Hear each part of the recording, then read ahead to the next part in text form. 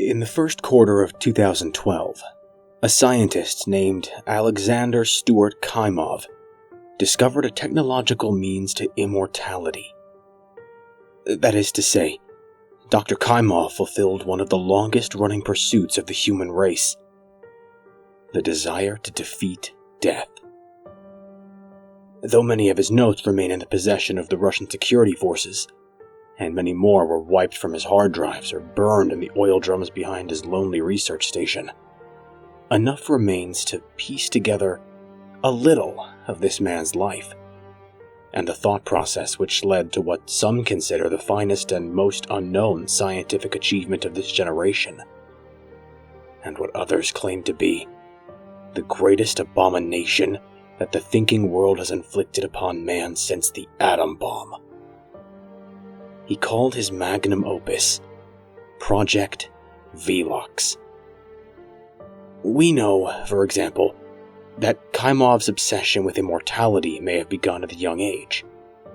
When he was 5 years old, his parents were involved in a terrible road accident near the border of the autonomous Jewish Oblast. The collision left both comatose, a condition which surviving medical notes assumed would result in their deaths within a month. Instead, both lingered on the edge of life for 10 years. During this period, they were relocated to a specialist facility in St. Petersburg, and the young, Jewish demi-orphan Alexander trailed in their wake. Less than a year after their arrival, however, both perished during a power cut, and Kymov was left utterly alone.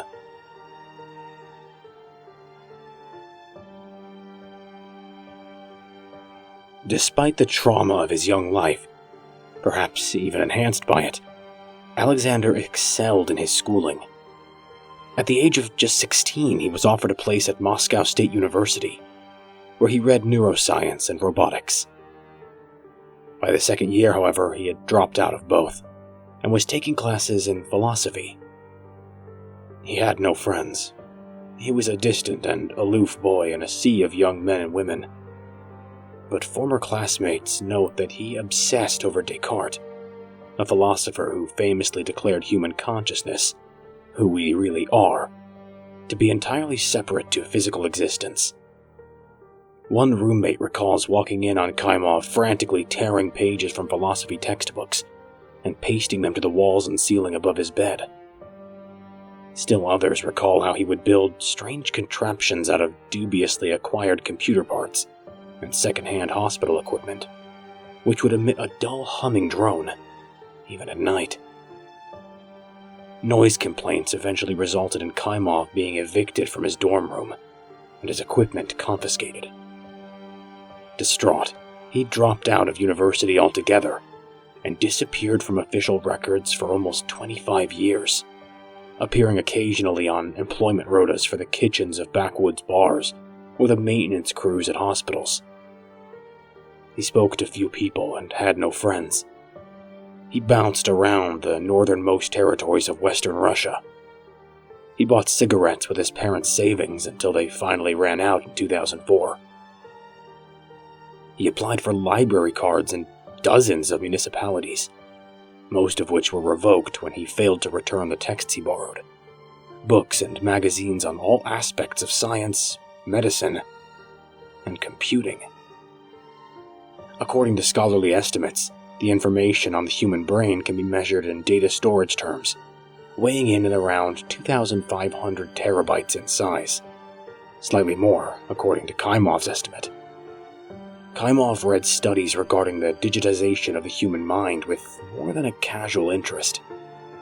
He wrote numerous articles for The New Scientist, and 2 for Time magazine between 2001 and 2009, postulating that not only was the transfer of a human consciousness from a body to an electronic brain within the bounds of contemporary science, but that it was even possible to create an artificial afterlife, where these consciousnesses could be together.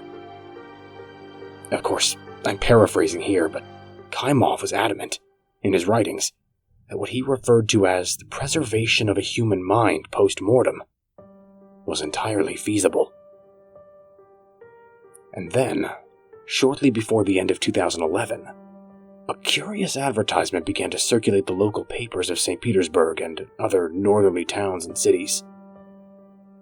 It read, "Are you dying? Do you want to live forever?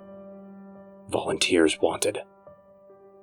This was Kaimov's first attempt to reach out to the world since his Moscow university days, and he signed the ad Dr. Kaimov, despite having never graduated. Witness accounts hint at shady meetings and rented offices with a terribly thin, bearded man in a faded suit and scuffed shoes. He claimed to be working on a great experiment with funding from Moscow University. The university has denied any kind of financial involvement with its former student, but it is undeniable that Kaimov had somehow come into a great deal of money. The man who had resorted to stealing journals from libraries went on to purchase a ruined weather station in the Ural Mountains, which he renovated and outfitted with medical equipment. He is thought to have considered more than 200 terminally ill individuals that expressed interest in his ad, but approached only the most vulnerable of the group, those desperately afraid of their imminent death, those without families, those that would not be missed. Kaimov took 30 of them to his isolated laboratory, where he presided over their final days. They weren't exactly prisoners, for there were no guards nor restraints, but the harsh winter outside and the worsening condition of the patients kept most confined to their beds. Had they been capable of wandering the halls of the facility, they may have been awed by what lay beneath their feet. A maze of subterranean passageways, crawl spaces, and rooms, built in a nonsensical yet oddly specific spiral down into the earth, and furnished with concrete. All of it, miles of tunnel, lined with humming computer systems. A kind of data storage megavault. Much of the equipment was outdated by the time he began his work, but rather than replace the enormous banks of machines, Kaimov simply set about retrofitting more modern equipment into the existing system. Even now, years after its discovery, specialists working day and night are only just beginning to unpick the functions and purposes of the bizarre machine that slumbers beneath Kaimov's lab. It is thought that Kaimov laced patients' food with sedatives, keeping them agreeable, and slowly numbing their bodies over the weeks as he wired their withering frames into a dizzying array of machines. Some of his surviving notes, leaked to the public by a sympathetic Russian intelligence worker, since put on indefinite unpaid leave, suggests that the subjects reported oddly vivid dreams, mostly sensations of floating or flying, but with all the lucidity of being awake. He specifically records their describing the feeling as frightening or uncomfortable. When we sleep, the way we use our brain changes, but Kaimov reported in his journal that the subjects' brains acted as though they were still awake, reacting lucidly to the odd sensations of the dream world created by electrical stimulus from Kaimov's machine. In layman's terms, Kaimov had separated the dreaming cancer patients from their bodies and pulled them into a digital environment created by his lovingly named Lazarus engine. His journal excitedly quotes his ever-beloved philosopher Descartes, "I think, therefore I am," and scrawled beneath it, "All we are is a series of electrical impulses on the mind, and now we can be forever free." On New Year's Eve, 2011, each of Kaimov's patients fell into a coma and flatlined. Kaimov's journal entry that day simply reads, "And now, I shall go to work." Electrical activity, mirroring that of a human being resting after physical exertion, was registering on the Lazarus engine. They lived on in the digital afterlife that he'd created. In all, 3 patients died prematurely due to the failure of the antiquated life support machines. Their sheet-wrapped bodies were eventually found buried in the forest behind the facility, with graves carefully marked. Kaimov had placed a wreath on each. Ironically, it was one of these three who proved his undoing. Petra Fyodorov, a 50-year-old divorcee from the suburbs of Moscow. Like the others, had no friends or family. She did, however, have an irate ex-husband, whom, when she failed to pay her alimony, endeavored to track her down. The police were notified when the private detective he'd hired found fresh graves in the woods. Kaimov was arrested, but initially released on bail. Eventually, the police returned and stormed the facility. Kaimov's initial protests that he had to care for his patients were dismissed, but when detectives called in experts to read through the documents and examine the machinery below the floorboards of the facility, he was brought before his machines and asked to prove that the human consciousnesses stored within were aware. He did this by applying an electrical stimulus and pointing out the brain pattern-like responses. The scientists presiding over this demonstration responded with wonder and dismay, but Kaimov simply flashed a bemused smile, as though all he had done were as natural as falling asleep. Russian authorities wanted to turn off the Lazarus engine, but an international tribunal concluded that it could be murder to do so, and forbade Russia from any kind of contact with the Lazarus engine until a better understanding had been gained. The machines were analyzed, but nobody could make any sense of them. The notes were scrutinized, but the sheer volume, combined with the use of a cipher to keep them private, prevented anyone from being able to understand their contents.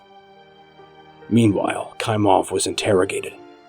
When asked what he hoped to accomplish, he rambled about a future in which the digital world intersected with the physical one, and where the dead soared on solar winds of information across a kind of super-internet firmament.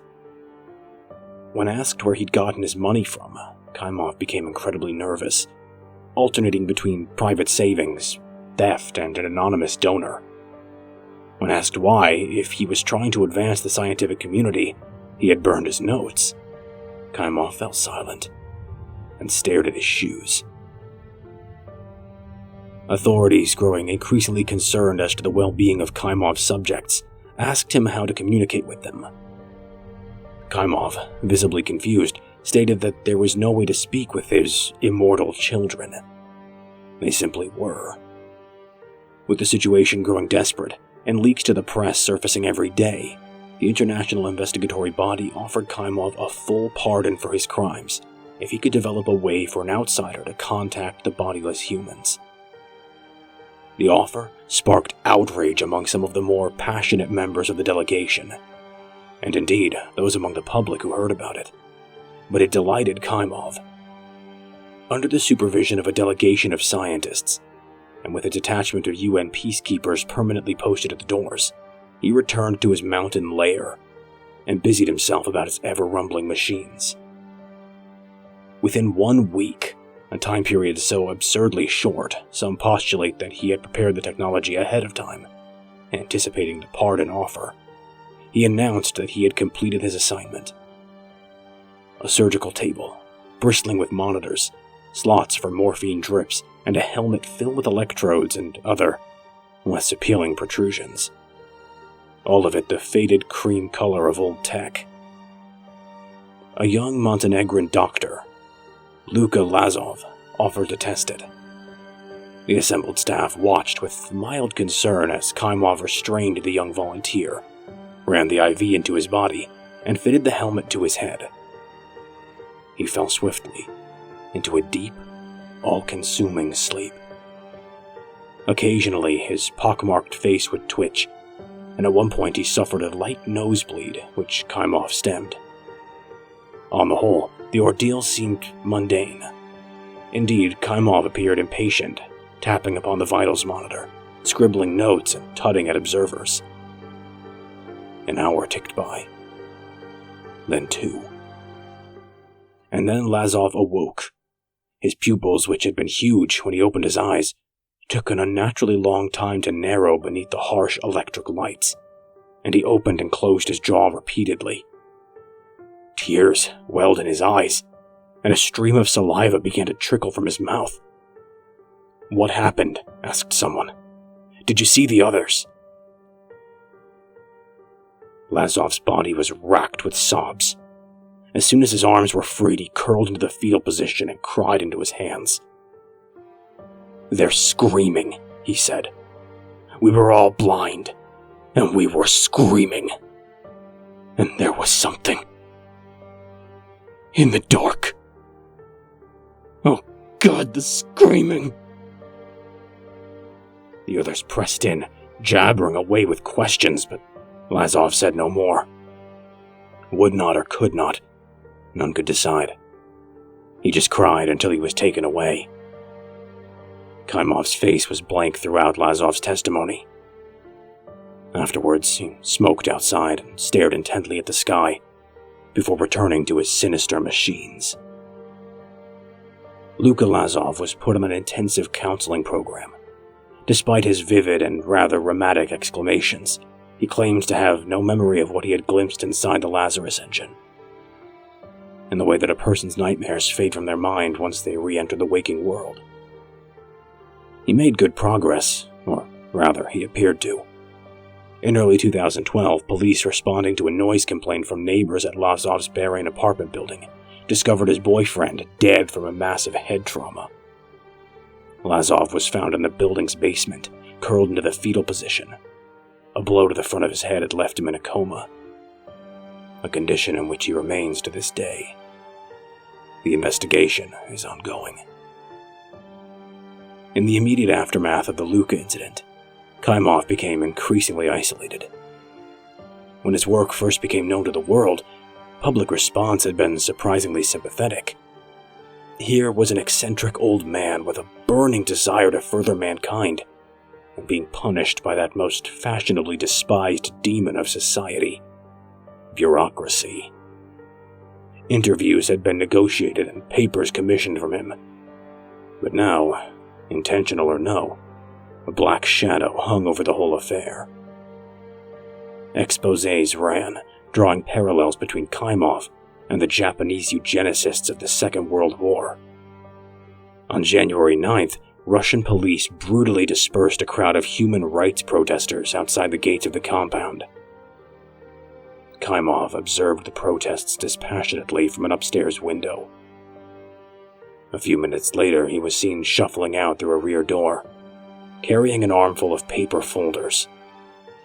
He struck a fire inside an old oil drum and dropped the files inside. This process was repeated half a dozen times. In an hour, he had destroyed countless notes, including patient profiles, of which he had made no electronic duplicates. Moments later, UN observers noted that he received a call on his cell phone. The conversation lasted approximately 8 minutes, and saw Kaimov crying and pleading with the unknown caller in hushed tones. Eventually, he emerged from his office, his eyes red. Wearing a suit and no coat, he walked down through the main gates of the compound and into the forest. When he failed to return, a full-scale search was mounted to no avail. He remains on numerous missing persons registers. As I type up this report, it is late 2014.